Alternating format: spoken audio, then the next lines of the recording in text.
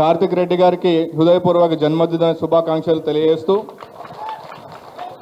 అందరూ కూడా ఒకసారి గట్టిగా జై తెలంగాణ, జై తెలంగాణ, కేసీఆర్ గారి నాయకత్వం, కేటీఆర్ గారి నాయకత్వం, సబితా ఇంద్రారెడ్డి గారి నాయకత్వం, కార్తిక్ రెడ్డి గారి నాయకత్వం.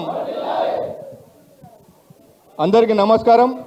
నా కోరికను మన్నించి ఇక్కడికి అందరు పిలవగానే వచ్చిన సోదరులకు, నాయకులకు అందరూ కూడా హృదయపూర్వక నమస్కారాలు తెలియజేస్తున్నాను. ముఖ్యంగా నన్ను మళ్ళీ పార్టీలోకి చేర్చుకున్న కేటీఆర్ గారికి నేను నిజంగా హృదయపూర్వక ధన్యవాదాలు, పాదాభివందనాలు చేస్తా ఉన్నా.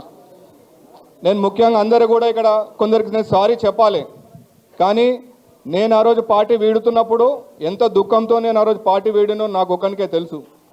మన స్థానిక శాసనసభ్యులైనటువంటి యాదయ్య గారిని అహర్నిశలు శ్రమించి ఆ రోజు ఎంత అందరు ప్రతి ఒక్కరం కష్టపడితే ఆయనను గెలిపిస్తే ఆయన ఆనాడు ఒక్క పార్టీ కార్యకర్తను పట్టించుకున్న పాపన బోలే. నన్ను అయితే ఏ రోజు కూడా పట్టించుకోలేదు ఆయన. అక్కడ కూడా నేను పార్టీ పార్టీ పార్టీ అని పనిచేసుకుంటూనే ఉన్నా.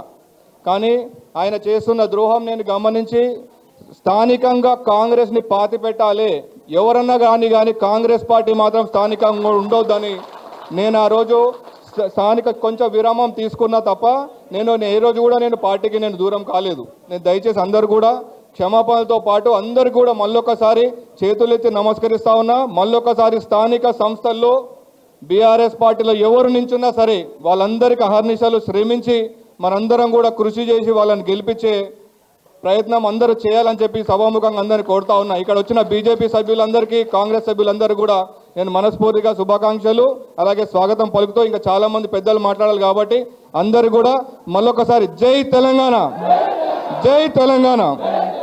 Thank you.